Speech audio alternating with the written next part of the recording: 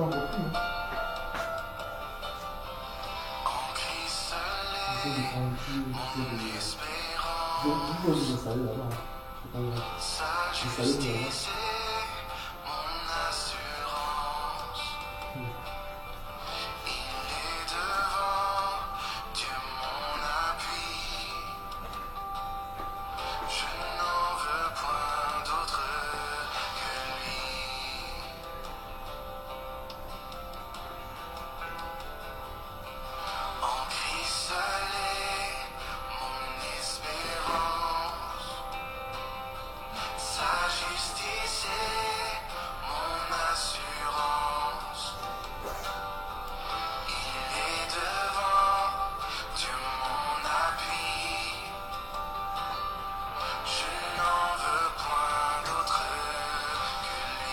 D'accord.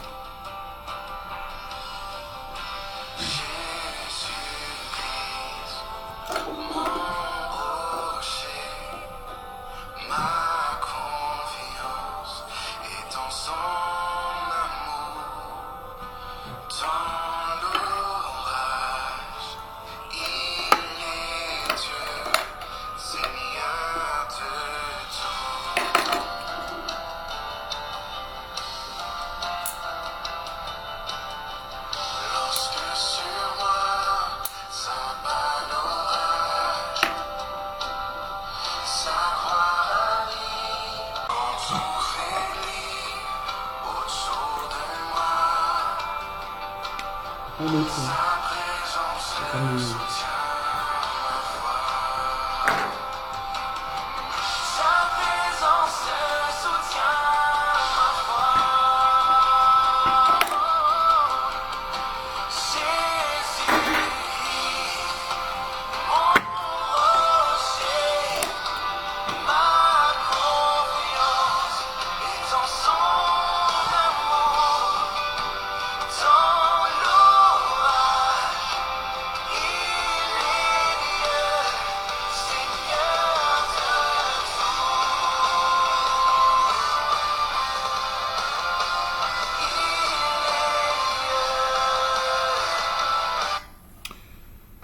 Shalom, shalom, bien-aimés dans le Seigneur, je vous salue dans le nom de l'incomparable grand maître, grand Seigneur, notre Seigneur Yeshua Hamashiach. Nous allons continuer notre enseignement que nous avons débuté qui portait sur les temps de la fin. Bien-aimés dans le Seigneur, la fois dernière, on avait essayé de faire une petite introduction, bien-aimés dans le Seigneur, et on avait en quelque sorte donné la différence qui existait entre les temps de la fin et la fin du monde. On avait dit que ce n'était pas pareil, que nous sommes dans la dispensation que nous vivons aujourd'hui, c'est ce qu'on appelle les temps de la grâce, c'est-à-dire nous sommes dans les temps de la fin. Nous allons aujourd'hui, notre enseignement va porter sur les 70 semaines de Daniel, où nous allons, à partir des 70 semaines de Daniel, nous allons ressortir l'Apocalypse chapitre 12 à l'intérieur. Nous allons étudier aussi le livre le chapitre de l'Apocalypse chapitre 12 aujourd'hui. Parce que dans cet enseignement, nous allons beaucoup étudier le livre de l'Apocalypse, étudier le livre de Daniel, voire même le livre d'Ézéchiel, bien aimé dans le Seigneur. Nous allons remettre cet instant dans la main du Seigneur. Merci Père, merci pour cet instant, merci pour cet enseignement que tu as voulu que nous débutions, Seigneur, pour préparer ton épouse, Seigneur, parce que nous croyons que sauf l'enseignement, Seigneur, sauf ta parole peut nous perfectionner. Ta parole nous rend de gloire en gloire, Seigneur. C'est pour ça, par ton enseignement, perfectionne-nous davantage, Seigneur Dieu, afin de nous préparer, Seigneur. Parce que nous croyons que ton retour est proche, Papa, et nous sommes pèlerins et voyageurs sur cette terre. Amen. Alors, bien-aimés dans le Seigneur, nous allons parler des 70 semaines de Daniel. Des 70 semaines de Daniel. Parce que lorsque vous avez les Écritures, Dieu a ce qu'on appelle la ligne prophétique. Bien-aimés dans le Seigneur, et nous allons comprendre que dans les 70 semaines de Daniel, ça cache beaucoup de choses. Il y a beaucoup de mystères là à l'intérieur. Donc quand vous comprenez déjà les 70 semaines de Daniel, vous allez rendre compte que il y a beaucoup de choses dans les Écritures que vous allez comprendre plus facilement. Bon, nous allons prendre Daniel. Nous allons prendre une écriture qui va se trouver dans Daniel 10, à partir du verset 25. Nous allons prendre Daniel 10.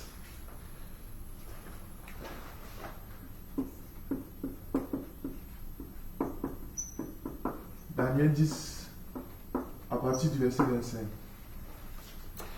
Nous allons commencer par Daniel 10, à partir du verset 25. Alors, sache-le donc et comprends, Daniel, comprends, depuis le moment où la parole a annoncé que Jérusalem sera rebâtie jusqu'au oin, au conducteur, il y a 7 semaines et 62 semaines. Les places et les fossés seront rétablis, mais à des temps fâcheux. Après les 62 semaines, un oin sera retranché et il n'y aura pas de successeur.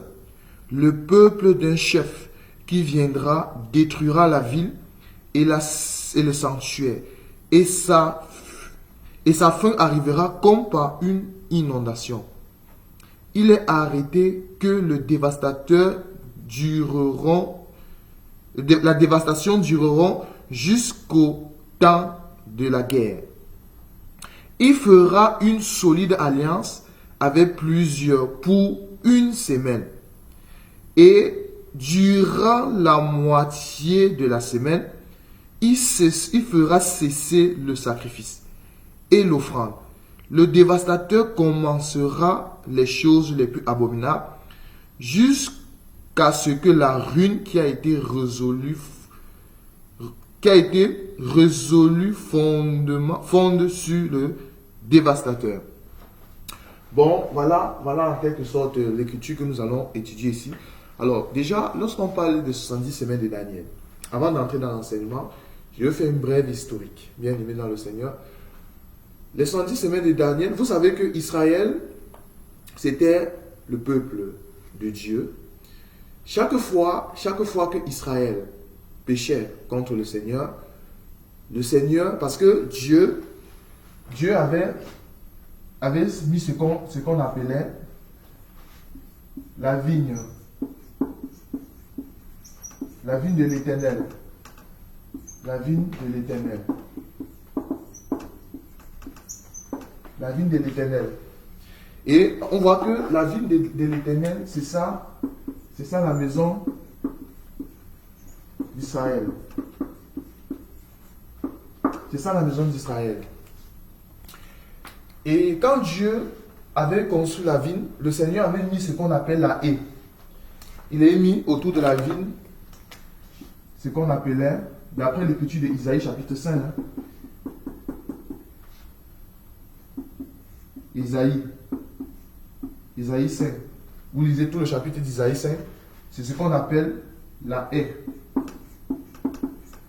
Et la haie, c'est ce qu'on appelle la main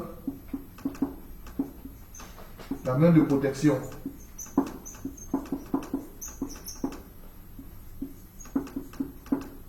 De Dieu sur la vigne. Sur la vigne. C'est ça la haie. Bon, lorsqu'on parle de haie, c'est ça la main de protection de Dieu sur la vigne. Bon, chaque fois que Israël, tout ça se trouve dans Isaïe 5, on n'a pas le temps de tout lire Isaïe 5 ici.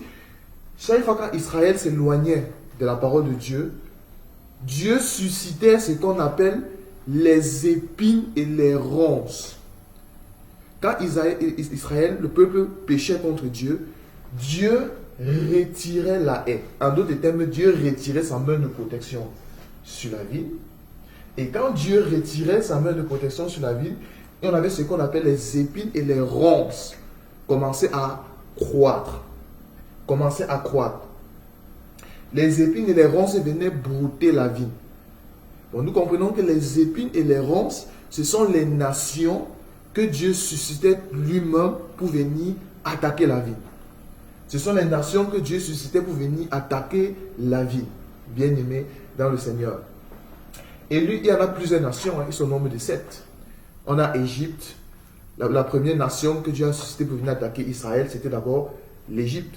D'après la prophétie de Genèse chapitre 15, où Dieu dit à Abraham que Abraham, ta postérité sera, tu auras une grande postérité, mais ils seront en captivité en Égypte pendant 400 années Mais à la quatrième génération, moi l'Éternel, je vais descendre pour venger ce peuple-là. Bon, la première épinérance qui a attaqué la ville de l'Éternel, c'était Égypte. Après l'Égypte, je crois qu'il y avait la Syrie, il y avait Babylone avec Nebuchadnezzar, il y avait gréco-latin, il y avait gréco-latin, médo-perse, il y avait les Romains, et la dernière nation qui va attaquer Israël, ça serait l'Union européenne à venir. D'après, ça c'est Isaïe chapitre 5, la ville de l'Éternel qui est la maison d'Israël. Alors, pourquoi j'ai pris ça? Parce que nous allons comprendre que quand Israël, d'après Jérémie chapitre 25, si vous lisez Jérémie chapitre 25, la prophétie de Jérémie chapitre 25, vous allez rendre compte que Jérémie le prophète avait prophétisé quand Israël s'est éloigné de Dieu, il avait prophétisé que Israël avait été déporté à Babylone. Il était allé en captivité à Babylone sous la royauté de Nebuchadnezzar. Parce que si vous lisez même Jérémie chapitre 25, Dieu appelle Nebuchadnezzar mon serviteur, mon Dieu qui a suscité toutes ces nations pour attaquer Israël. Parce qu'ils sont éloignés de Dieu, Dieu a suscité cette nation pour qu'Israël était allé en captivité. Ils ont été déportés jusqu'à Babylone. Et parmi les déportés, il y avait par exemple, si vous lisez par exemple Daniel chapitre 1er, il y avait Daniel et ses amis Méchach, Shadrach, Abednego, tous ces gens-là. Et maintenant, Daniel, le roi avait demandé qu'on choisisse maintenant parmi les Juifs qui avaient été déportés, les hommes, les nobles, qui étaient beaux de figure, qui étaient intelligents, pour qu'ils puissent travailler dans la cour du roi. Et parmi ces gens-là, il y avait Daniel, ou même Daniel, il y avait Daniel maintenant et ses amis, où ils avaient été mis à l'épreuve. Ils n'ont préféré manger les légumes que de manger le mets du roi. Bon, ça c'est notre enseignement, nous ne sommes pas là. La captivité est arrivée maintenant à Babylone. Un jour maintenant, Daniel, il tombe sur les écrits de Jérémie. Il tombe sur les écrits de Jérémie, d'après l'écriture. Pour l'instant, je donne sur l'historique d'abord. Si nous prenons Daniel chapitre 9, à partir du verset 1er. Daniel 9, à partir du verset 1er. La première année de Darius, fils d'Azurus, de la race de Médès, lesquels étaient devenus rois du royaume de Chaldée, la première année de mon règne, moi Daniel, je vis dans le livre qu'il devait s'écouler 70 ans pour les ruines de Jérusalem. Dans quel livre? Le livre de Jérémie le prophète. Jérémie chapitre 25. Parce que Jérémie le prophète avait prophétisé que 70 années passées, il faut que Jérusalem soit libérée. La sentence devait être libérée. L'Écriture continue en disant après le nombre des années dont l'Éternel avait parlé à Jérémie le prophète. Mais 70 années passées, Israël, le peuple n'était pas libéré. Mais Daniel maintenant s'était posé la question, mais qu'est-ce qui se passe? Normalement, la prophétie avait annoncé qu'on devait être libéré. Mais pourquoi ce n'est pas le cas? D'où maintenant le deuil de Daniel. Le deuil de Daniel maintenant, où Daniel maintenant a fait un jeûne où il mangeait léger. Il prenait que les légumes. Daniel ici maintenant, il a porté la prière maintenant vers Dieu. Parce que quand vous voyez la marche d'un prophète dans les Écritures, le prophète peut représenter le peuple, il peut prendre la doléance du peuple pour amener vers Dieu, quand le prophète peut représenter la bouche de Dieu vers le peuple. Et quand le prophète aussi peut être lui-même aussi vers le peuple, vers Dieu, autant pour moi. Mais ici, Daniel, si vous lisez toute la prière de Daniel, on n'aura pas le temps de le lire. Vous savez, quand Daniel priait, Daniel qui prie ici, c'était tout un peuple. Il représente tout un peuple Israël qui porte la doléance vers Dieu, bien aimé dans le Seigneur. Bon, c'est un peu ça l'historique de cela. Je l'ai dit vite fait. Bon, maintenant,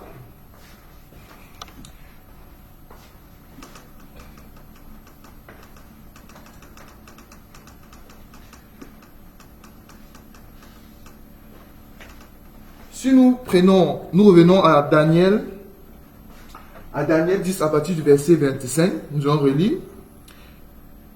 Daniel 9, 25. Sache-le donc et comprends. depuis le moment où la parole a annoncé que Jérusalem sera rebâtie jusqu'au Ouin, au conducteur, il y a 7 semaines et 62 semaines.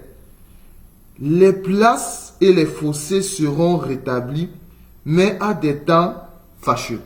Bon, pour que Jérusalem soit rebâtie jusqu'au Ouin, l'Écriture nous dit qu'il y a 7 semaines et 62 semaines. Parce que lorsqu'on parle des semaines ici, on parle ici de 7 semaines. On parle de 7 semaines.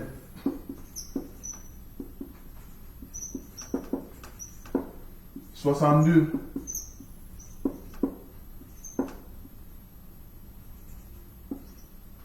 « 62. »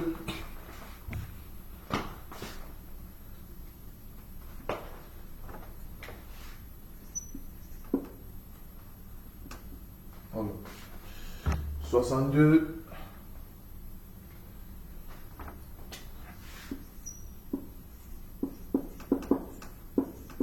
62 semaines. Vous voyez ça? Lorsqu'on parle de semaines ici, ce sont les semaines en année. Ce sont les semaines en année. Bien aimé dans le Seigneur. Ce sont les semaines en année. Mais il ne faut pas le voir, il faut pas le voir comme semaine. Il ne faut pas le voir comme semaine. Comme selon nous, les hommes, on voit une semaine, c'est 7 jours. Non. Quand on parle de 7 semaines, ce sont les semaines en année. Si nous prenons par exemple l'écriture d'Ézéchiel, chapitre combien? Si nous prenons Ézéchiel, il y a une écriture, on va voir ça. Alors, Ézéchiel 4, verset 5. Ézéchiel 4, verset 5. Et je te compterai un nombre des jours égal à celui des années et de leur iniquité. 390 jours, tu porterais aussi l'iniquité de la maison d'Israël. Vous voyez ça? Bon, lorsqu'on parle de semaines ici, ce sont les semaines années. Ce sont les semaines années. Bien aimé dans le Seigneur. Ce sont les semaines en année. Parce qu'on dit 7 semaines.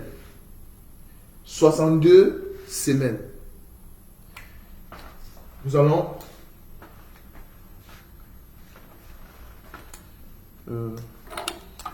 j'ai le mieux.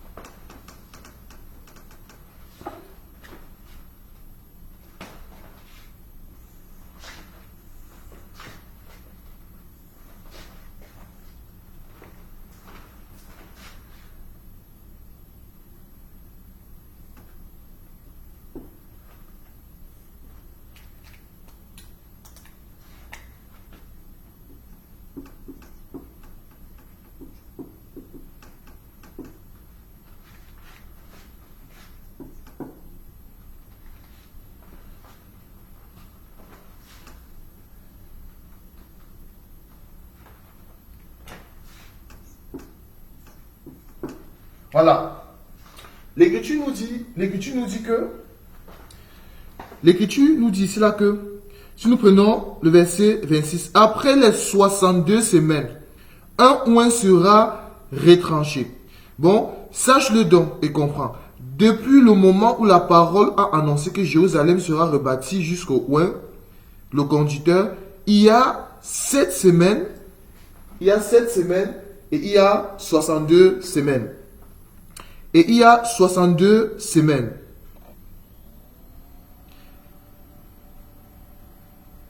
Les places et les fossés seront rétablis, mais à des temps fâcheux. Après les 62 semaines, un oint sera retranché et il n'y aura pas de successeur. Vous voyez ça? Bon, ici, nous voyons que les deux-ci,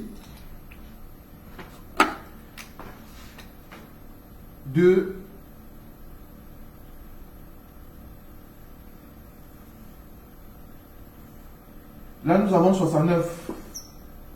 Là, nous avons 69 semaines ici.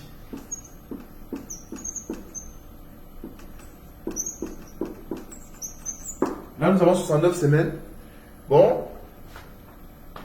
Après les 69, après les 62, autant pour moi, on nous dit qu'il y a un ouin qui sera retranché. Et il n'y aura point de successeur. Bon, nous comprenons que le ouin sera retranché et qu'il n'y aura point de successeur. Il s'agit du Messie. Il s'agit du Messie. Bon, ça veut dire qu'ici, là, c'est la croix. Nous avons ici la mort de notre Seigneur Jésus-Christ. La croix.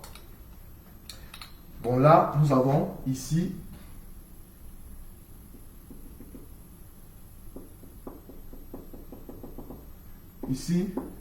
nous avons la croix.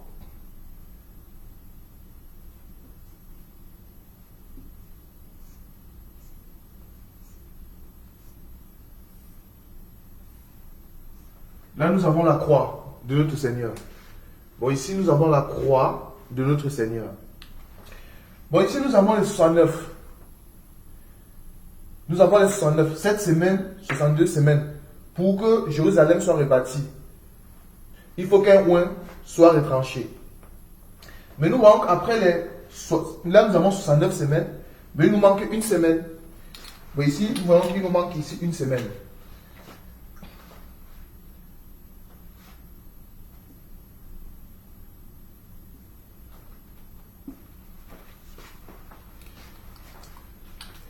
Il nous manque une semaine. D'ici là,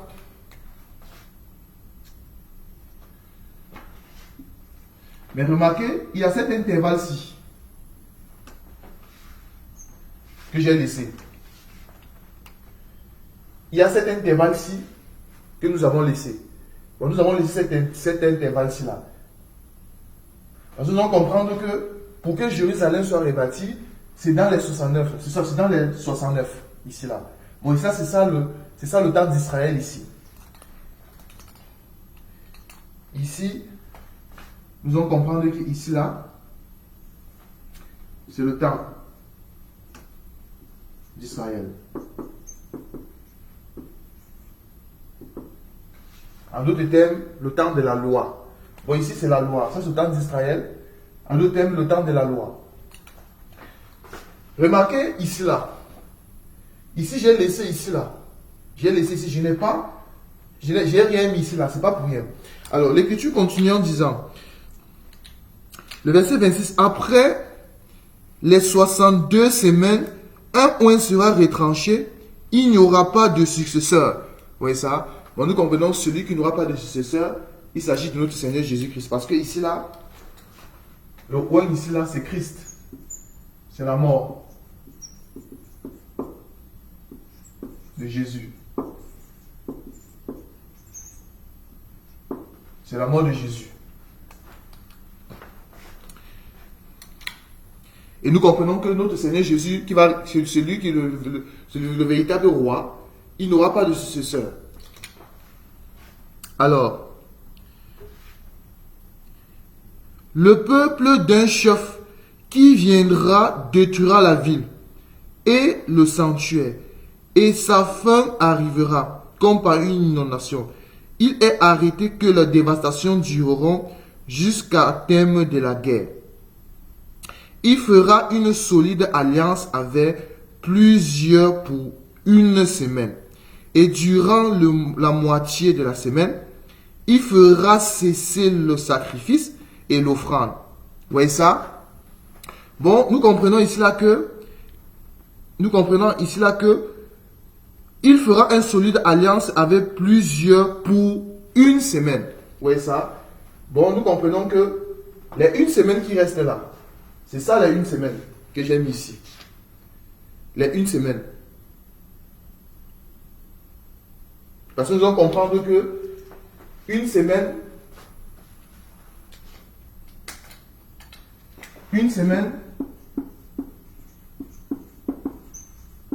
c'est 7 ans, c'est cette année.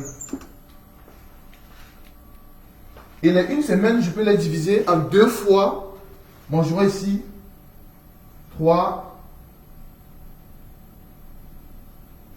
ans et demi. 3 ans et demi. C'est ça qui fait les une semaine. 3 ans et demi. 3 ans et demi. C'est ça qui fait une semaine. C'est ça qui fait 7 ans. Donc, une semaine, c'est 7 ans. Ce qui veut dire que 7 semaines vont nous donner ici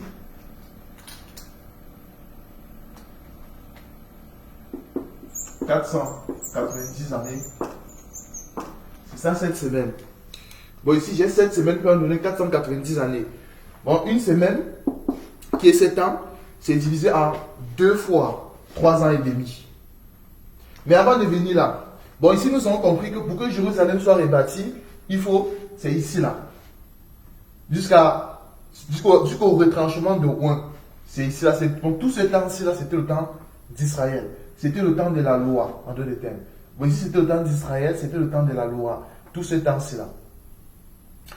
Et nous allons comprendre maintenant ce temps-ci là. Avant de venir dans une semaine, que représente ce temps-ci là? Nous allons comprendre que ce temps-ci, c'est ce qu'on va appeler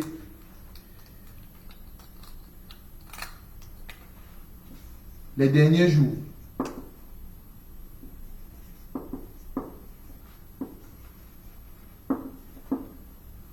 Le temps de la fin.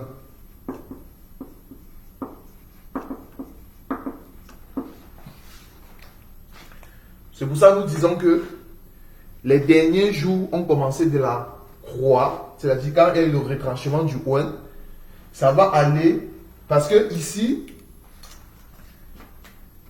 là,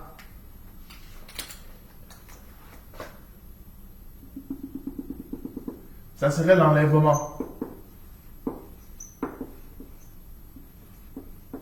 L'enlèvement de l'épouse.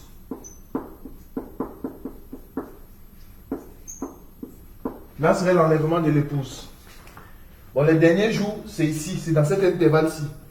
C'est dans cet intervalle-ci, entre la croix jusque là, l'enlèvement de l'église. Ça, il constitue les derniers jours. Et c'est dans cet intervalle-ci là. C'est ici qu'il y a l'église. Bon, l'église. Bon, nous avons ici l'église. En d'autres termes, le temps de l'église.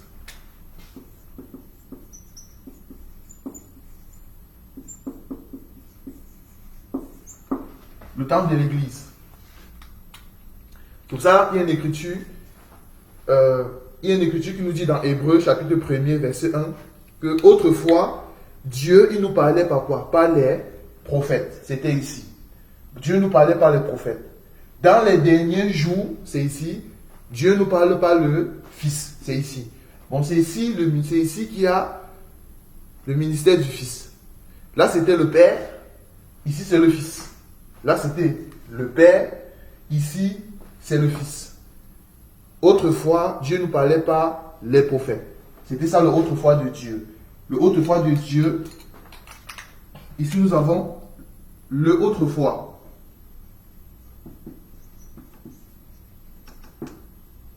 Le autrefois de Dieu. Dans l'Écriture, nous dit Dieu est le même hier. Ça, c'est le hier. Ça, c'est le hier de Dieu. Dieu, autrefois, Dieu nous parlait par le prophète, mais dans les derniers jours, c'est ici, Dieu nous parle par le Fils. Dieu est le même hier, aujourd'hui. Ici, là, c'est ça le aujourd'hui. Le aujourd'hui de Dieu. C'est ça le aujourd'hui de Dieu. Bon, là, nous sommes dans le aujourd'hui de Dieu. Dieu est le même hier, aujourd'hui et éternellement. Bon, on verra que éternellement, on verra ça. Il y a beaucoup de choses qu'on pourra dire là. Vous voyez ça? C'est pour ça même, quand notre Seigneur Jésus, il était sur la croix avec le brigand. Il était crucifié entre deux brigands.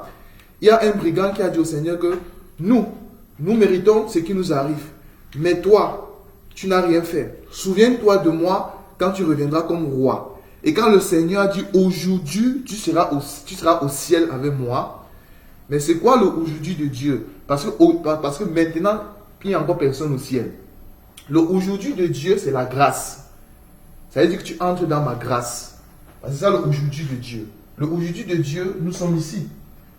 Nous sommes ici là, dans les derniers jours. C'est ça le aujourd'hui de Dieu. Aujourd'hui. Le hier de Dieu, c'était le temps de la loi. Le hier de Dieu, c'était le temps de la loi. Le aujourd'hui de Dieu, c'est le temps de la grâce. Bon, ça c'est la loi. Ça c'est la grâce. Dieu, il est le Dieu d'Abraham. Il est le Dieu d'Isaac. Il est le Dieu de Jacob. Vous voyez ça? C'est ça. Le Dieu d'Abraham, le Dieu d'Isaac et le Dieu de Jacob. Vous voyez ça? Bon, c'est ça le aujourd'hui de Dieu. Bon, ici, nous voyons que pour former l'église, c'est ici que Dieu forme l'église. C'est ici que Dieu forme l'église. Ici, là. Parce que ce que nous attendons ici, parce que quand notre Seigneur Jésus est parti, il est parti, ce que nous attendons maintenant, c'est l'enlèvement de l'église. Nous sommes ici pour l'instant. C'est ici que nous sommes, l'église. C'est là. C'est ici que nous sommes. Le temps de la fin, c'est là. Vous voyez ça? Bref, on reviendra là. Il y a beaucoup de choses parce que j'ai fait d'abord ça. Après, on va aller dans l'Apocalypse chapitre 12. Nous allons expliquer beaucoup de choses là-bas. Alors, l'écriture, si nous revenons ici maintenant, le verset 27, il fera une solide alliance avec plusieurs pour une semaine. Parce que vous devez savoir que l'écriture nous dit que le mystère de l'iniquité agit déjà. Parce qu'il y a une écriture qui nous dit que l'antéchrist, l'esprit de l'antéchrist agit déjà. Physiquement, l'antéchrist n'est pas encore dans le monde, mais son esprit agit déjà. Le mystère de l'iniquité. Ce qui empêche qu'il se manifeste, c'est quoi? C'est parce qu'il y a encore l'épouse. Mais quand l'épouse sera enlevée, c'est en ce moment quoi? C'est en ce moment que l'antéchrist va paraître. Parce qu'après l'enlèvement de l'église, nous avons maintenant une semaine. Nous avons une semaine. Quand la Vierge sage va être enlevée, il y aura maintenant un peuple qui va rater l'enlèvement. Parce qu'il y a ce qu'on appelle le chant de Dieu. On avait déjà expliqué ça. D'après l'écriture de 1 Corinthiens chapitre 3 du verset 8 à 9, qui dit que nous sommes ouvriers avec Dieu. Nous sommes le chant cultivé de Dieu. Le chant cultivé de Dieu, le chant de Dieu est constitué de deux peuples, à savoir la Vierge sage et la Vierge folle. Mais il y a une partie du chant qui doit rater l'enlèvement. Parce qu'il y a une personne qui nous a posé la question, est-ce que l'église, est-ce que l'église va traverser la grande tribulation? C'est une question, parce qu'il y a les post-tribulationnistes et les pré-tribulationnistes. Mais pour certaines personnes répondent à cette question très rapidement. Mais est-ce que, bibliquement parlant, selon la parole de Dieu, est-ce que l'église doit traverser la grande tribulation? Moi, je dirais oui et non. Oui et non. Parce que quand on parlait de l'église, c'est quoi l'église? Le chant de Dieu.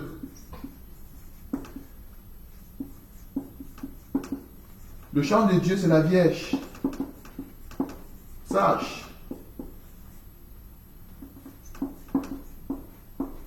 Bon, les vierges sages et les vierges folles, ce sont les 10 vierges, c'est ça. C'est ça qui constitue le chant de Dieu. Mais vous êtes d'accord que ce n'est pas tout le chant qui rend l'enlèvement? Non. Ce n'est pas tout le chant. Parce que c'est ici le chant. C'est ça le chant de Dieu. C'est ici qu'il y a le chant de Dieu. Le chant de Dieu, c'est ici. Bon, nous avons le chant ici, là. C'est ça le chant de Dieu. Bon, là, nous avons le chant de Dieu. C'est là. Mais ce n'est pas tout le chant qui doit être enlevé. Le chant, c'est une partie du chant qui est enlevé. Bon, il y a une partie de l'église qui ne passera pas la grande tribulation. Mais il y a une autre partie qui va passer quoi? La grande tribulation. Ce n'est pas toute l'église qui va être enlevée. C'est une partie, la Vierge sage. La Vierge sage ne passera pas la grande tribulation. Mais par contre, la Vierge folle passera la grande tribulation. C'est pour ça, ce n'est pas toute l'Église qui passera la grande tribulation, mais une partie de l'Église.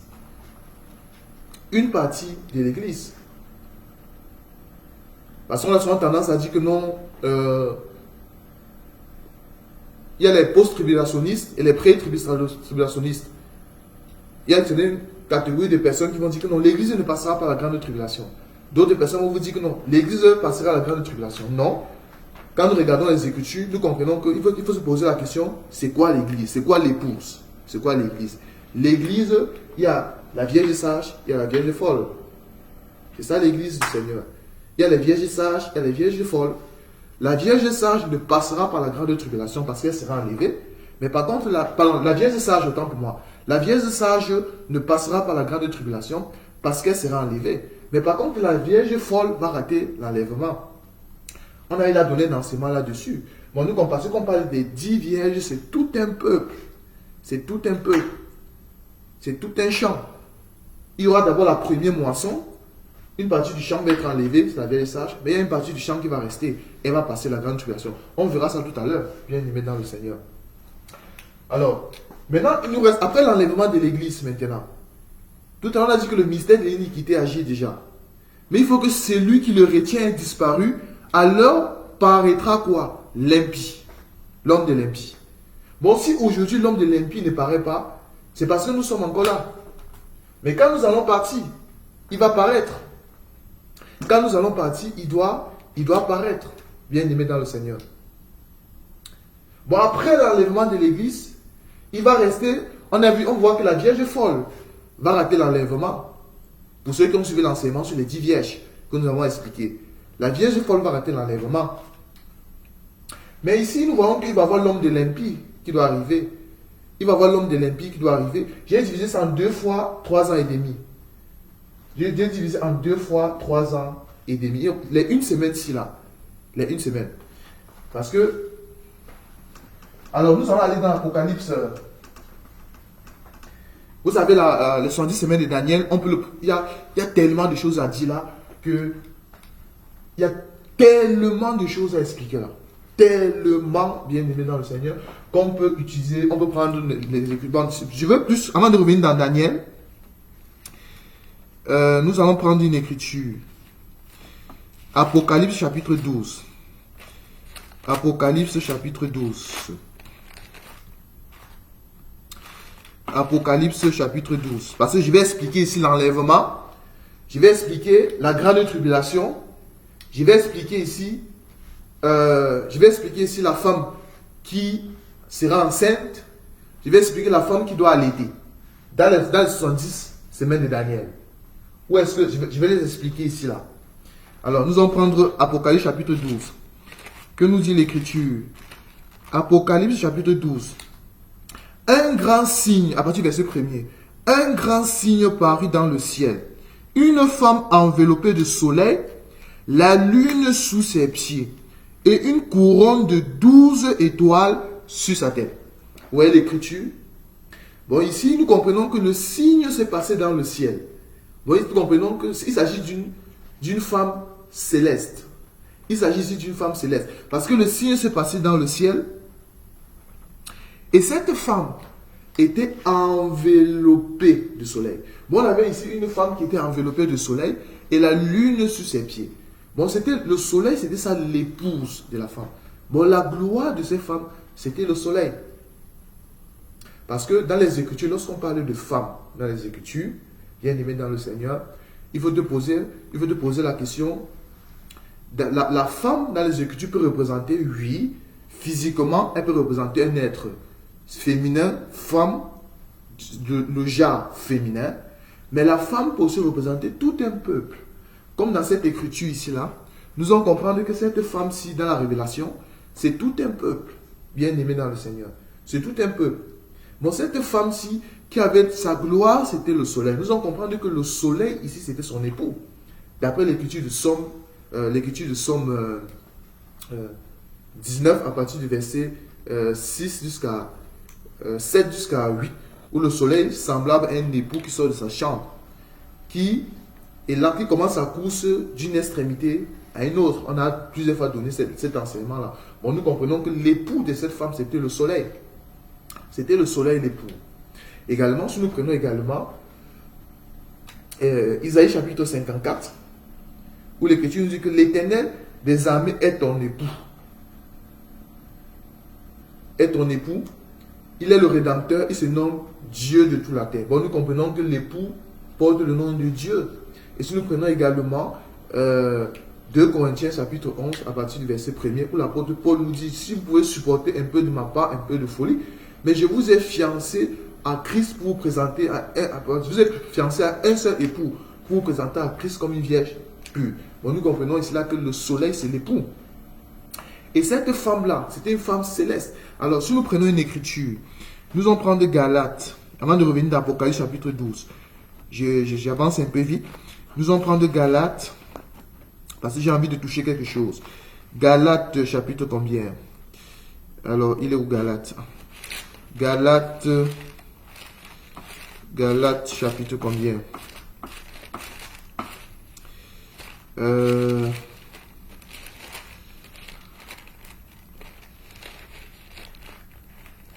Galates combien? Alors on va prendre Galates 3. Galates chapitre 3 à partir du verset 27. Galates 3 à partir du verset 27. Vous qui avez été baptisés en Christ, vous avez revêtu Christ. Il n'y a plus ni juif ni grec, il n'y a plus ni esclave ni libre, il n'y a plus ni homme ni femme, car tous vous êtes un en Jésus-Christ. Et si vous êtes à Christ, vous êtes de la postérité d'Abraham, héritier selon la promesse. Bien-aimé dans le Seigneur. Parce que nous comprenons que Abraham, Dieu dit à Abraham, regarde les étoiles du ciel. Donc nous comprenons que les étoiles du ciel, c'est ça le peuple du ciel. Vous voyez ça? Regarde les étoiles du ciel, compte les étoiles du ciel, ainsi serait ta postérité. Bon, on a Israël céleste. Et il dit encore, regarde le sable de la terre, ainsi serait ta postérité, Israël terrestre, bien-aimé dans le Seigneur. Si nous revenons dans l'Apocalypse, nous comprenons que cette femme-là, qui était enveloppée du soleil, et la lune sous ses pieds, bien-aimé dans le Seigneur. Bon, nous comprenons que c'était une femme céleste. Bon, c'était Israël céleste, bien-aimé dans le Seigneur. C'était Israël céleste, cette femme-là. Bon, dans la révélation, nous allons comprendre que c'était l'Église. C'était l'Église, bien-aimée. Et l'Écriture nous dit que cette femme était enveloppée du soleil. Elle avait une couronne de 12 étoiles. Vous voyez ça? Elle avait une couronne de 12 étoiles. Mais si nous prenons dans Éphésiens chapitre 1er, nous prenons Éphésiens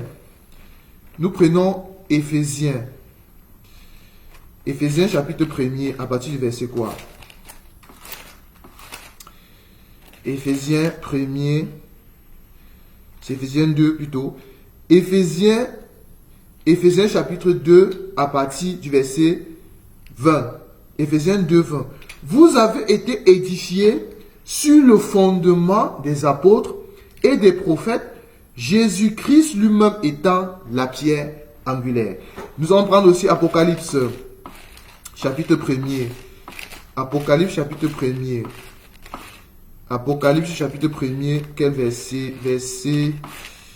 Verset combien? Alors, Apocalypse chapitre 1er à partir du verset 20. Les mystères des 7 étoiles que tu as vu dans ma main droite et les 7 chandeliers d'or. Les 7 étoiles sont les anges. Les 7 églises et les 7 chandeliers sont les 7... Donc, les 7 chandeliers d'or, non, je reprends. Le mystère des 7 étoiles que tu as vu dans ma main droite. Et les 7 chandeliers d'or. Les 7 étoiles sont les anges des 7 églises. Et les 7 chandeliers sont les églises. Bon, nous comprenons que cette femme de l'Apocalypse chapitre 12, bien aimée dans le Seigneur, qui avait une couronne de 12 étoiles. Nous comprenons que les étoiles ici, ce sont les anges. Les étoiles ici, ce sont en d'autres termes, c'est ceux... D'après l'écriture de l'Apocalypse, où le Seigneur va envoyer une lettre aux 7 églises. Bien aimé, parce que nous croyons qu'en réalité, il y a une seule église.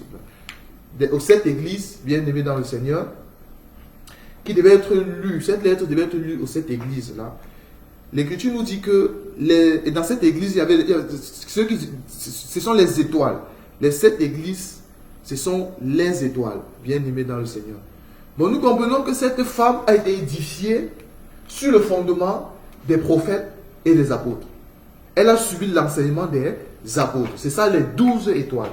Ben, elle a suivi l'enseignement des apôtres, cette femme-là. Bon, cette femme, dans la révélation, elle représente l'Église. Mais remarquez la suite de l'Écriture. Hein. La suite nous dit la chose suivante. Si nous prenons Apocalypse chapitre 12, verset 2. Elle était enceinte et elle criait étant en travail et dans les douleurs de l'enfantement. J'aime ça. Vous voyez ça? Bon, l'Écriture nous dit que cette femme était enceinte. Avec les douleurs de l'enfantement.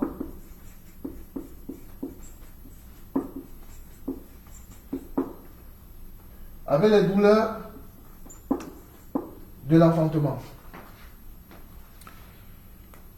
Parce que nous devons comprendre que c'est quoi être enceinte dans la révélation.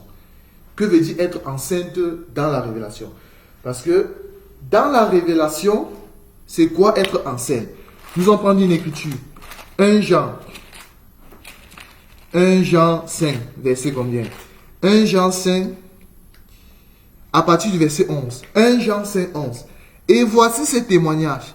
C'est que Dieu nous a donné la vie éternelle et que cette vie est dans son Fils.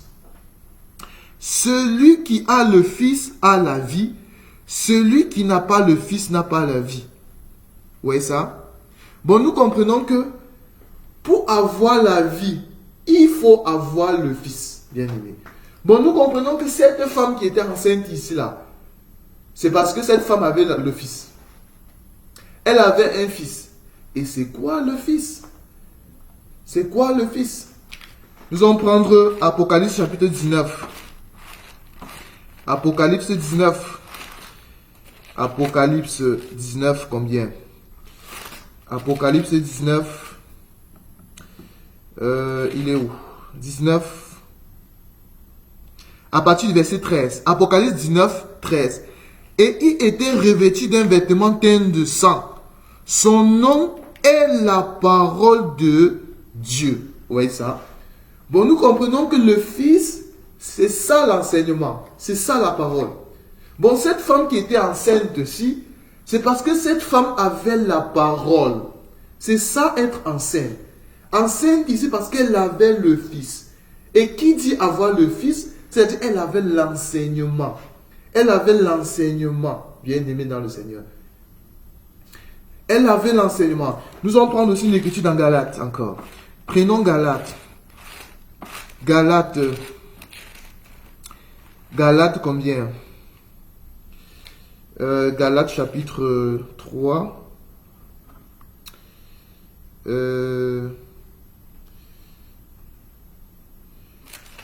Galates. Prenons Galates chapitre 4. Galates 4 à partir du verset 17. Galates chapitre 4 à partir du verset 17. Le zèle qui ont pour vous n'est pas pur, mais il veut vous détacher de nous, afin que vous soyez zélés pour eux. Il est beau d'avoir du zèle pour ce qui est bien en tout temps, et non pas seulement quand je suis présent parmi vous.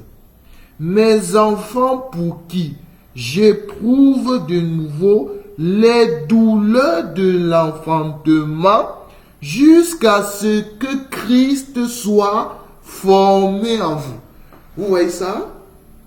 Bon, Paul ici, qui éprouvait les douleurs de l'enfantement, c'était pour que Christ soit formé. En d'autres termes, pour que la femme puisse attendre quoi? Un bébé. Est-ce que vous voyez ça? C'est pour ça que nous expliquons que dans les temps de la grâce, où nous vivons maintenant, c'est-à-dire dans les derniers jours, ici, il y a deux peuples. Il y a la Vierge sage, il y a la Vierge folle. C'est ici. Vierge sage, Vierge folle. C'est ici, là. C'est là. C'est là que nous avons la Vierge folle, nous avons la Vierge sage. Le peuple qui est enceinte aujourd'hui, c'est la Vierge sage. La Vierge folle, c'est ici. On verra que c'est ici, là. C'est ici que la Vierge folle sera enceinte. C'est ici que la Vierge folle sera enceinte ici, là. C'est pour ça qu'elle doit mourir pour le nom du Seigneur et le témoignage du Seigneur. Mais la Vierge sage, c'est ici, là. Parce que être enceinte, nous avons compris que quand la femme qui est enceinte ici, on a dit que c'est parce qu'elle a l'enseignement. Et quand elle a l'enseignement, elle doit souffrir quoi? Les douleurs de l'enfantement. Bon, nous comprenons que souffrir les douleurs de l'enfantement, c'est passer quoi? Les tribulations pour le nom de quoi? De notre Seigneur Jésus. C'est ça, souffrir les douleurs de l'enfantement. Paul qui souffrait les douleurs de l'enfantement, c'est Paul qui passait les tribulations. C'est Paul qui était persécuté. C'est Paul qui avait les douleurs de l'enfantement. C'est ça, Paul. Bon, nous comprenons ici, la Vierge folle, dans les temps de la grâce, ici, va rater l'enlèvement parce qu'elle sera tiède, la Vierge folle. Elle n'aura pas encore la force maintenant. Je précise bien, je dis ici, je ne suis pas encore là. Je suis ici. Elle n'aura pas encore la force de mourir pour le nom du Seigneur. Ce qui fait qu'elle doit rater l'enlèvement. Elle va rater l'enlèvement. La Vierge folle. Mais par contre, le peuple qui doit aller à l'enlèvement, Dieu va former Ève ici. Dieu va former Ève. Par quoi? Par le biais de l'enseignement. Plus Ève a l'enseignement, plus Ève va souffrir les douleurs de l'enfantement. C'est pour ça que l'Écriture nous dit que c'est pas beaucoup de tribulations qu'il nous faut hériter le royaume. Vous voyez ça? Bon, c'est pas beaucoup de tribulations qu'il nous faut hériter le royaume. C'est ici. Tous ceux qui vivent piégement en Jésus-Christ seront persécutés. Bon, la Vierge sage, c'est celle qui va laisser que le soleil la brûle. Vous voyez l'Écriture des Cantiques, verset 1er. Fille de Jérusalem, ne tenez pas compte de mon teint. Je suis noir, c'est le soleil qui m'a brûlé. Bon, la femme ici qui va laisser que le soleil la brûle, pour qu'elle atteigne la maturité afin d'aller à l'enlèvement de l'église, c'est ça la Vierge sage. Elle va laisser que le soleil la transforme, parce que le soleil ici c'est Christ. Elle va laisser que Christ la transforme, Christ la brise. Plus elle va être brisée, plus elle va être travaillée par l'enseignement. C'est en ce moment qu'elle va souffrir les douleurs de l'enfantement parce qu'elle est enceinte. Elle a l'enseignement. C'est en ce moment qu'elle va monter à l'enlèvement. Mais par contre, la Vierge folle va rater l'enlèvement parce qu'elle serait tiède. Elle sera ni dehors, ni dedans. Elle n'est pas bouillante pour les choses de Dieu pour l'instant. Elle va dire, fais-moi seulement porter ton nom, mais laisse-moi mettre mes propres vêtements et manger mon propre pain. C'est ça la Vierge folle. Elle aura le nom de Christ dans la bouche, mais par contre, elle ne sera pas attachée au Seigneur de tout son cœur. Ce qui fait qu'elle va rater l'enlèvement. C'est ça la Vierge folle. C'est ici, l'enlèvement. Mais par contre, la Vierge sage va s'attacher au Seigneur malgré les tribulations, malgré les persécutions. Elle va aller de l'avant. C'est comme ça qu'elle va monter à l'enlèvement de l'église. C'est ici qu'il y a l'enlèvement de l'église. Après l'enlèvement de l'église, maintenant, nous serons ici. Nous serons ici. Vous voyez? Alors, on revient dans Apocalypse chapitre 12. Apocalypse chapitre 12. Alors, l'Écriture nous dit maintenant, le verset 3. Parce que nous allons comprendre que la femme de l'Apocalypse 12, enveloppée du soleil, du verset 1er au verset 2, on l'expliquait comme Israël céleste. Dans la révélation, l'église. Mais cette femme maintenant, à partir du verset 3, ça ne serait plus l'église. Ça serait maintenant Israël. L'Écriture nous dit, un autre signe parut encore dans le ciel. Voici, c'était un grand dragon rouge, ayant 7 têtes et 10 cornes. Et sur sa tête, 10 diadèmes. Bon, aujourd'hui, je ne vais pas expliquer les bêtes, les bêtes de Daniel. Les animaux qu'on a rencontrés dans les 4 animaux de Daniel, mais on aura l'occasion de revenir là aux enseignements précédents. Ça, je vais un peu sauter l'écriture. L'écriture, prenez au verset 5. Elle enfanta un fils, c'est-à-dire cette femme-là, qui doit paître toutes les nations avec une verge de fer. Et son enfant fut enlevé vers Dieu, vers son trône. Et la femme s'enfuit dans le désert où elle avait un lieu préparé par Dieu, afin qu'elle soit nourrie pendant 1260 jours. Vous voyez ça? Ça, c'est une ligne prophétique très efficace. Bon, nous comprenons que la femme qui allait dans le désert, nous comprenons que cette femme-là maintenant, ce n'est plus l'église. Parce que le temps de l'église est passé. Le temps de l'église, c'était ici. Il y a eu l'enlèvement de l'église. La Vierge folle a raté l'église, a raté l'enlèvement. La Vierge sage est déjà partie. Mais maintenant, ici, l'Écriture nous dit ici là que elle enfanta un fils qui doit paître toutes les nations avec une verge de fer. Et son enfant fut enlevé vers Dieu et vers son trône. Et la femme s'enfuit dans le désert où elle avait un lieu préparé par Dieu, afin qu'elle soit nourrie pendant 1260 jours. Vous voyez ça? Nous avons ici une femme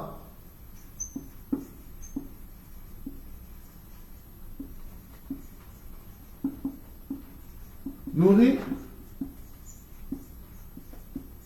pendant 1200. Alors, l'Écriture nous dit, afin qu'elle soit nourrie pendant 1260 jours. 1260 jours. Mais je me suis posé la question. Mais qui va donc donner la nourriture à cette femme? Qui va nourrir cette femme? Parce que nous comprenons que la femme serait nourrie ici. C'est ici que la femme doit être nourrie. Bon, c'est ici que la femme va manger. La femme doit manger ici. Nous comprenons que cette femme qui va être nourrie là, c'est ça Israël, les 144 000. Les 144 000. Ce sont les 144 000. Mais qui doit nourrir cette femme-là? Cette femme-là, c'est Israël. Mais qui doit la nourrir? C'est la question que je me suis posée. Mais qui doit nourrir cette femme? Je relis l'Écriture. L'Écriture nous dit, et la femme s'enfuit dans le désert où elle avait un lieu préparé par Dieu, afin qu'elle soit nourrie pendant 1260 jours. En d'autres termes, 42 mois, 3 ans et demi. Vous voyez ça? 42 mois, c'est sensiblement égal. Hein? C'est sensiblement égal à 3 ans et demi. Nous allons essayer de comprendre qui est cette femme qui sera nourrie pendant ces moments-là. Matthieu chapitre 24. Matthieu chapitre 24. Que nous dit Matthieu chapitre 24? Matthieu 24. La parole de Dieu est parfaite. Hein? C'est parfait. Le Seigneur. Matthieu 24, à partir de combien?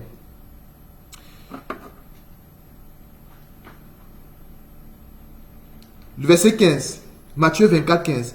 C'est pourquoi, lorsque vous verrez l'abomination et la désolation dont a parlé le prophète Daniel établi en lieu saint, que celui qui lit fasse attention. Alors que ceux qui seront en Judée fuient dans les montagnes. Bon, nous comprenons qu'ici, le Seigneur est en train de parler de la grande tribulation déjà. Ben oui, là nous sommes déjà dans la grande tribulation. Que celui qui fuit, que ceux qui sont en Judée fuient dans les montagnes. Que celui qui sera sur les toits ne descende pas pour prendre ce qui est dans la maison. Et que celui qui sera dans les champs ne retourne pas en arrière pour prendre son manteau. Le verset 19. Malheur aux femmes qui seront enceintes et à celles qui allaiteront en ces jours-là. Dans Apocalypse, chapitre 12, l'Écriture nous dit que la femme s'enfuit dans le désert où elle fut nourrie pendant 1260 jours. Mais l'Écriture nous dit ici, malheur, Matthieu chapitre 24, malheur aux femmes qui seront comment? Qui seront enceintes et à celles qui allaiteront en ces jours. Mais qui est la femme qui sera enceinte lors de la grande tribulation? Qui est la femme qui doit allaiter lors de la grande tribulation? Parce que la femme qui va allaiter, c'est cette femme-là qui va nourrir, c'est celle qui va nourrir celle-ci. Bon, c'est celle qui va nourrir les 144 000. Parce que la femme-ci là, c'est ça les 144 000. Bon, une femme nourrie pendant... Cette femme qui va être nourrie ici là, c'est ça les 144 000 de la tribu d'Israël. Bon, ici nous voyons qu'il y a la femme d'abord qui sera enceinte. Il y a la femme qui allaite. La femme qui sera enceinte, ce n'est plus ici. Parce qu'on a vu ici, celle qui était enceinte lors du temps de la grâce, c'était la vierge sage. Mais la femme qui sera enceinte ici, ça serait la vierge folle. Ça serait la vierge folle. C'est la vierge folle qui sera enceinte ici. Mais la femme qui allaite, ça serait quoi? La femme qui doit allaiter, c'est ça les deux prophètes. À la loi et au témoignage. C'est ça les deux prophètes. C'est ça les deux prophètes qui vont sceller les 144 000 par le sceau de Dieu. C'est ça la femme qui allaite ici. Bon, la femme qui allaite, c'est ici. C'est ici que la femme va allaiter.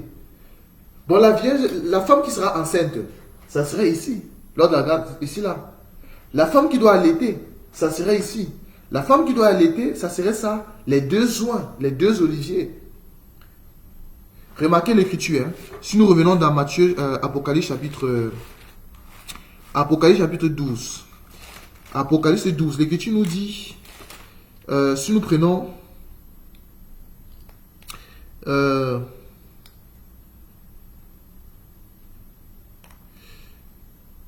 va prendre quelle écriture?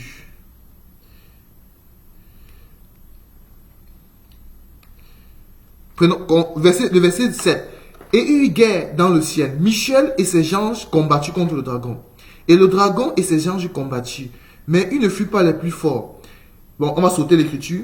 Prenons le verset 10. Et j'attendis dans le ciel une voix forte qui disait, maintenant le salut est arrivé. Et la puissance et le règne de notre Dieu. Et l'autorité à son Christ. Car il a été précipité l'accusateur de nos frères, celui qui les accusait devant notre Dieu jour et nuit.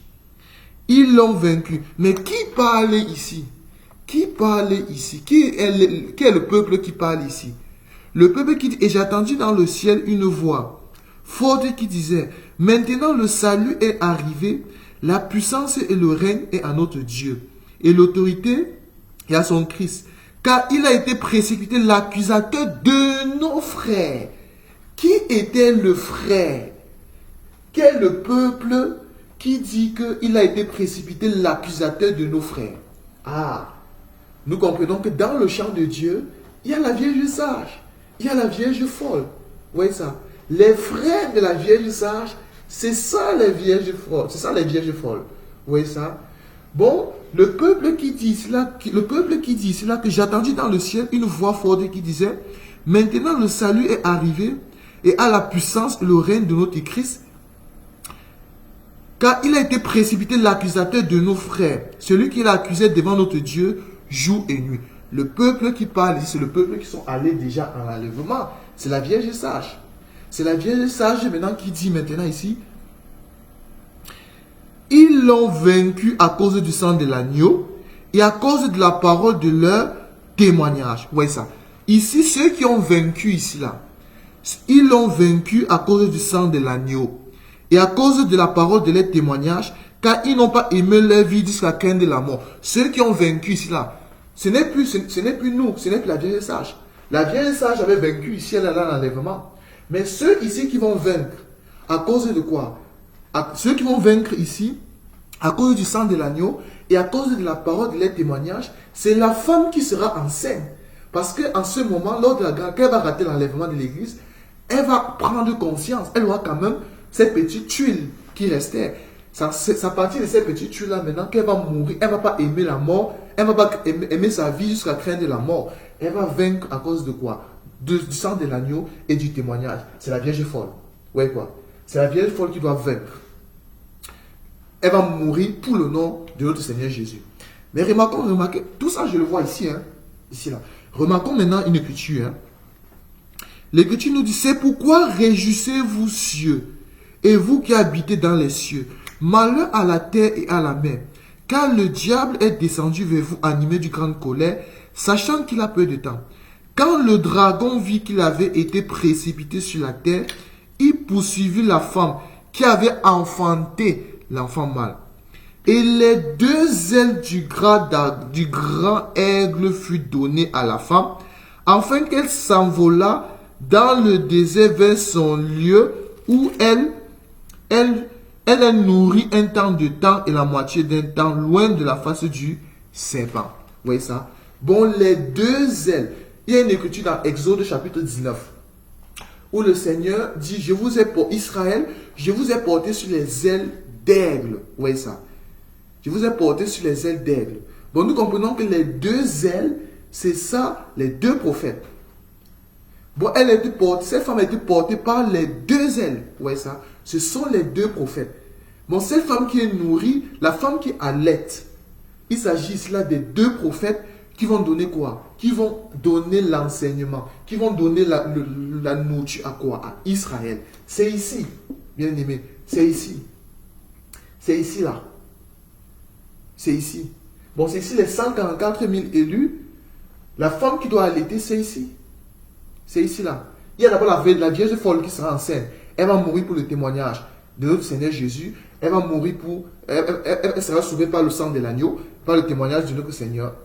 C'est là. Et maintenant, nous avons maintenant la femme qui était enceinte. Nous avons la femme qui était enceinte et la femme qui sera nourrie. La femme qui sera nourrie ici, là, ce sont les 144 000. La femme qui allait, ce sont les deux ailes des aigles, à savoir les deux oliviers, les deux prophètes, qui sont devant le Dieu, le Seigneur de toute la terre, qui vont sceller, qui vont nourrir les 144 000. Par le sceau, qui vont les sceller par le sceau de Dieu. C'est pour ça que, dans l'enseignement que j'avais fait, j'ai posé la question à savoir, quand les vierges folles, dans le livre de Matthieu chapitre 27, l'Écriture nous dit que le royaume des cieux est semblable à 10 vierges qui, ayant pris les lampes, ils allaient à la rencontre de l'époux. Maintenant, il y avait 5 vierges sages, 5 vierges folles. Les sages, en prenant les lampes, ont pris de l'huile en réserve, les folles n'ont pas pris de l'huile. Mais quand l'époux tardait, tout s'assoupit, s'endormit. Au milieu de la nuit, on cria, voici l'époux Allah à sa rencontre. Mais maintenant, l'Écriture nous dit maintenant, quand ils allaient maintenant, les folles ont dit aux sages, donnez-nous un peu de votre huile. Mais les sages ont dit non, allez plutôt chez ceux qui en vendent. Vous voyez ça? Mais qui sont ceux qui en vendent de l'huile? Ceux qui vont en vendre de l'huile, ici, là, ce sont les deux oliviers. C'est ça la femme qui allaite. C'est ça la femme qui allaite. Vous voyez ça? D'après l'écriture de Matthieu chapitre 24, le Seigneur dit malheur aux femmes enceintes et aux femmes qui allaitent. La femme enceinte, c'est la Vierge folle. La femme qui allait, c'est ça les deux oliviers qui vont sceller les 144 000 par le sceau de Dieu. Mais nous voyons que l'huile maintenant, quand la Vierge folle va maintenant, en allant chercher de l'huile, elle va se retrouver ici. Mais le problème, c'est que l'huile ne serait plus pour les nations. L'huile ne serait plus pour elle. L'huile, c'était ici. L'huile, la grâce, c'était ici. Ça, c'est le temps de la grâce, c'est là. Mais l'huile maintenant, qui aura ici, ça ne serait plus pour les nations. Ça serait seulement pour les 144 000. Apocalypse combien? Apocalypse chapitre 6. Apocalypse chapitre 6. Nous allons prendre une écriture. Apocalypse chapitre 7. Apocalypse chapitre 7. Après cela, j'ai vu 4 grands anges debout aux 4 coins de la terre. Ils retenaient les 4 vents de la terre, afin qu'il ne souffle point de vent sur la terre, ni sur la mer, ni sur les arbres. on fera, on en parlera aussi des 4 vents. Ça sera aussi l'objet d'un enseignement que nous allons donner. Et je vis un autre ange qui montait du côté le soleil. Le vent qui tenait le sceau de Dieu vivant. Il cria d'une voix forte aux 4 vents qui avaient été donnés de faire le mal à la terre et à la mer, et il dit, ne faites point de mal à la terre, ni à la mer, ni aux arbres, jusqu'à ce que nous ayons marqué du sceau le front des serviteurs de notre Dieu. Vous voyez ça? Bon, quand l'ange dit ici, ne faites point de mal à la terre et à la mer. Vous voyez ça? Parce que c'est ici là. C'est ici là que les 2 prophètes vont, la femme doit allaiter. C'est ici. Bon, l'ange a d'abord dit que non, attends d'abord. Attends, ne faites point de mal aux arbres. Ne faites point de mal à la terre. Ne faites point de mal à la mer. Parce que lorsqu'on parle de la mer ici dans cette écriture, d'après l'écriture d'Apocalypse chapitre 17, 15, la femme, la prostituée, la femme que tu as vu qui est assise sur la mer, ce sont les nations, les peuples, les foules. Vous voyez ça? Bon, la terre ici, c'est tout un peuple aussi. La terre, c'est Israël, c'est tout un peuple. Vous voyez ça? Bon, c'est quand maintenant ils vont allaiter ici là. Maintenant, le passage de l'écriture continue en disant que et j'ai attendu le nombre de ceux qui avaient été marqués du sceau, 144 000 de tous les tribus des fils d'Israël. Vous voyez ça? Bon, l'huile ici là, ça serait seulement pour les 144 000. Ça ne serait plus pour les nations. Ça ne serait plus pour la Vierge folle. L'huile ici, c'était pour les nations, la grâce. Quand notre Seigneur Jésus, il y a le sacrifice de la croix, il y avait l'œuvre de la croix ici. Vous voyez ça? Là, il semble de voir les 10 vierges. Bien sûr. Là, il y avait le sacrifice de la croix ici. Maintenant, à Golgotha, le Gethsemane, qui veut dire pressoir d'huile, notre Seigneur, il a été pressé, qui était l'olive qui a été pressé, qui est passé au pressoir. Quand il est mort, il est resté là. Il faut que je vous envoie le consolateur. Vous voyez ça? Je vous envoie le consolateur. Le Saint-Esprit. On a reçu le Saint-Esprit. Lorsqu'on a reçu le Saint-Esprit, là c'était le ministère du Saint-Esprit. Le Saint-Esprit agissait ici là pour former Ève. Vous voyez ça? Maintenant, c'était ça l'huile. Bon, nous comprenons, avoir la réserve d'huile, c'est quoi? La réserve d'huile, quand on parle de la réserve d'huile, c'est avoir l'enseignement associé aux tribulations. C'est ça qui fait la réserve d'huile. Bon, la Vierge sage, il savait la réserve d'huile parce que elle aimait l'enseignement. Elle avait l'enseignement et elle avait l'enseignement ici. En plus d'avoir l'enseignement, elle avait ce qu'on appelait, elle supportait les persécutions. Elle laissait que le soleil la brûle. Ce qui fait qu'elle est montée en enlèvement. Mais la Vierge folle avait quand même de l'huile aussi. Mais elle n'avait pas la réserve, ce qui fait qu'elle a raté l'enlèvement.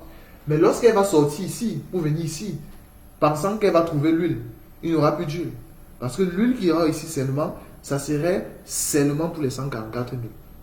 Ça serait seulement pour les deux prophètes qui vont allaiter, qui vont sceller les 144 000 par le sceau de Dieu.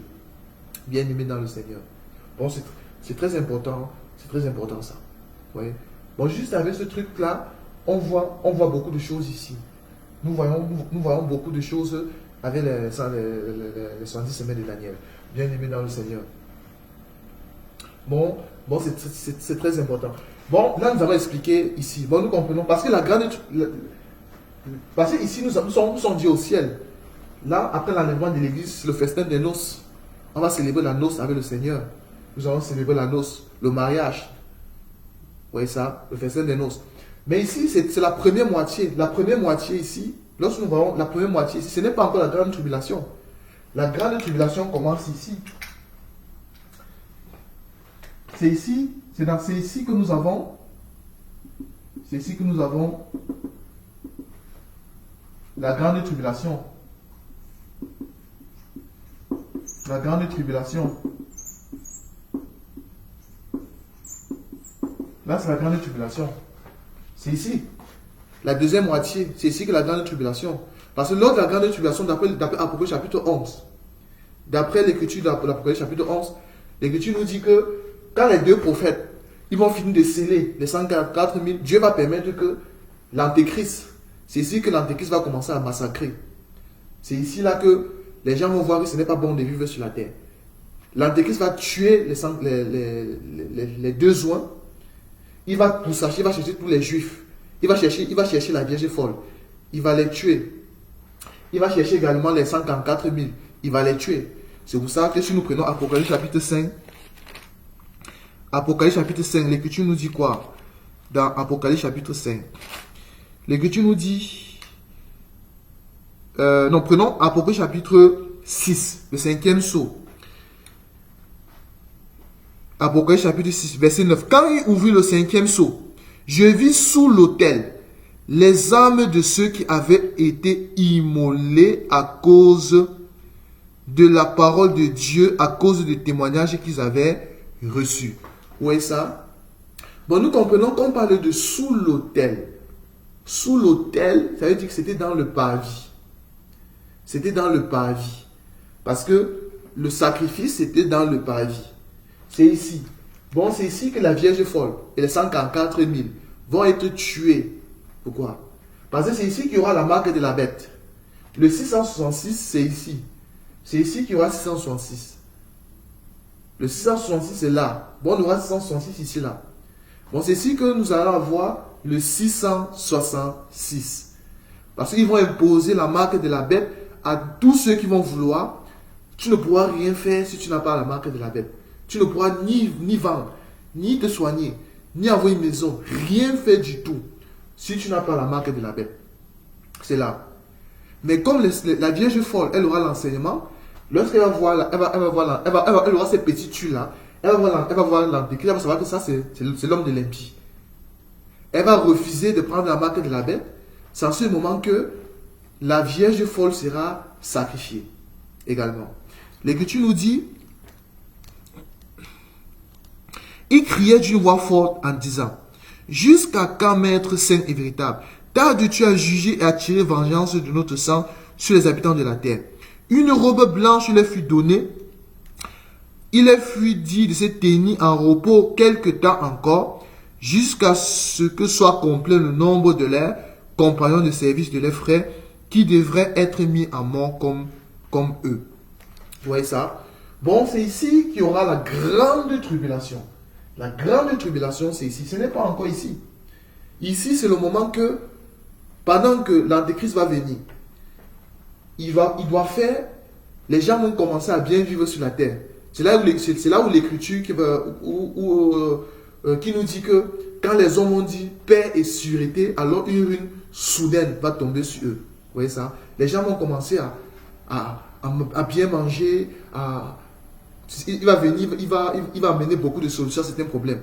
Pendant que le monde sera en train de manger, mais les 144 000 vont manger la nourriture qui vient de Dieu, les deux oins. C'est après ça maintenant que les deux oins seront tués, d'après l'Écriture d'Apocalypse chapitre 11.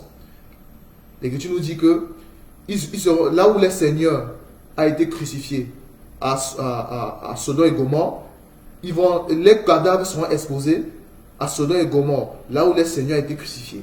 C'est ici, ils vont être tués, ici. L'homme de l'impie va pourchasser maintenant la Vierge folle. Il doit tuer la Vierge folle. Il va tuer les 144 000, bien aimés. C'est ça la grande tribulation, la grande persécution.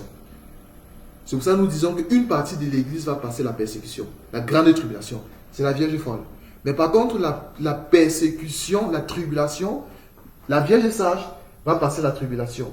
Bon, ici, nous avons la Vierge sage. Elle va passer la tribulation ici. Mais ce n'est pas la grande tribulation. Mais ici, la Vierge folle va passer la grande persécution, ainsi que les 144 000. Vous voyez, il y a beaucoup de choses qu'on pourrait expliquer aussi là-bas. Hein. Alors, si nous revenons dans Apocalypse chapitre 12, il y a une écriture que je cherche. Alors, c'est où l'écriture? Alors,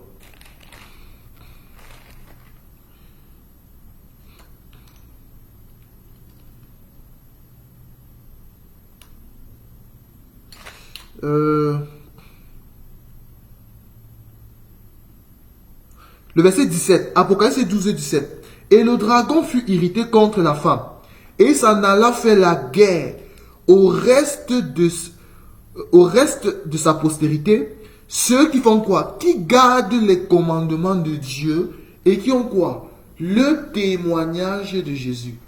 Mais qui sont les peuples qui gardent les commandements de Dieu et qui ont le commandement de Jésus ici? Parce que ici, le peuple qui avait le témoignage de Jésus, c'était la Vierge sage. Mais là, la Vierge sage n'est plus ici. La Vierge sage est enlevée. Bon, le peuple qui va avoir ce qu'on appelle le témoignage, qui vont garder le commandement de Dieu, ce sont les 144 000. Et qui ont le témoignage de Jésus, c'est la Vierge folle. Bon, la bête va les chercher, il va les faire la guerre. C'est ici, il va les tuer. Il va les tuer. Maintenant, c'est là, on pourra avoir ce qu'on appelle ici. On pourra avoir ce qu'on appelle ici la colère. La colère. La colère de Dieu. Vous voyez ça? La colère de Dieu va s'accomplir. Parce que il n'y aura plus personne sur terre pour adorer Dieu. D'après l'écriture d'Apocalypse chapitre 8. Apocalypse chapitre 8. Parce que ici, la Vierge sage est montée. La Vierge folle a raté l'enlèvement. Elle était enceinte ici. Elle était enceinte ici parce qu'elle avait l'enseignement. La 144 000 ici, là. Ils ont été nourris par les deux joints. La femme qui allait, qui a les deux joints, qui vont allaiter la femme. Qui vont les allaiter ici, là. Ils vont manger la nourriture ici, là. Après, maintenant, ils vont être scellés du sceau. Après, maintenant, ici, Dieu va permettre que les deux prophètes, les deux joints doivent être tués par l'homme de l'impie et leur corps sera exposé dans Sodome et Gomorrhe où notre Seigneur a été crucifié. C'est-à-dire qu'ils vont être tous tués à cause des commandements, c'est-à-dire Israël, et à cause de la parole du Seigneur, la Vierge folle, ils vont être tués. Il n'y aura plus personne sur terre maintenant pour élever les prières vers Dieu. Parce que l'Écriture nous dit que la prière des saints est comme un parfum qui arrive devant l'autel. Vous voyez ça? Il n'y aura plus de prière maintenant des saints qui vont monter maintenant comme le parfum. C'est en ce moment que Dieu va se mettre en colère. Vous voyez ça? On aura maintenant ce qu'on appelle le silence d'une demi-heure. Le silence d'une demi-heure. C'est quoi le silence d'une demi-heure? L'Apocalypse chapitre 8. Quand il ouvrit le 7e sceau, il eut dans le ciel un silence d'environ une demi-heure. Vous voyez ça? Parce que lorsqu'on parle du silence d'une demi-heure, le silence d'une demi-heure, beaucoup de personnes voient seulement 30 minutes. Non. Le silence d'une demi-heure, ce n'est pas 30 minutes. Ce n'est pas 30 minutes le silence d'une demi-heure. Pour voir le silence d'une demi-heure, parce qu'on voit que le silence d'une demi-heure, c'est ici. Là, c'est 1 heure. Ici, c'est 1 heure, qui est égal à 7 ans. Ce qui veut dire que demi-heure, ici, j'aurai 30 minutes. 30 minutes. Vous voyez ça? Bon, ça veut dire que 3 ans et demi. 3 ans et demi. Bon, le silence d'une demi-heure, c'est-à-dire c'est la deuxième moitié. C'est lors de la grande tribulation. La deuxième partie de cette année, des 3 ans et demi, c'est-à-dire là, c'est ça 3 ans et demi, où il n'y aura plus de prière des saints, c'est-à-dire ni de la Vierge sage, ni des 144 000 qui vont arriver devant le trône de Dieu comme un parfum. Alors c'est là maintenant que Dieu va se mettre en colère. Donc c'est ça le silence d'une demi-heure. Vous voyez ça? Bon, le silence d'une demi-heure, c'est la deuxième moitié des 3 ans, des 3 ans et demi. Lors de la grande tribulation, quand la Vierge sage, la Vierge folle doit être tuée, la Vierge des 144 000 vont être tués, il n'y aura plus de prière qui va arriver devant le trône de Dieu. C'est là maintenant qu'il y aura le silence d'une demi-heure. Bien aimé dans le Seigneur. Vous voyez? Bon, il y a beaucoup de choses que nous pouvons expliquer. Il y a beaucoup de choses que nous pouvons expliquer ici, là. Nous pouvons expliquer beaucoup de choses ici. Il y en a beaucoup. Alors, bon, c'est très important. Là, nous sommes dans le temps de la loi. Ici, c'est la loi. Le temps d'Israël. Le temps du Père. Le temps du Père. Dieu est le même hier. Dieu est le même hier, aujourd'hui, éternellement. Vous voyez ça? Nous comprenons que l'éternellement de Dieu, c'est quand, par les deux prophètes, les deux oliviers, Dieu va encore visiter Israël. C'est ça, bien-aimé dans le Seigneur. Bon, c'est très bon. Dans cette étude de Daniel, il y a beaucoup de choses, il y a tellement de choses que nous pouvons dire là. Il y a beaucoup de choses que nous pouvons dire là. Bien-aimé dans le Seigneur. Alors,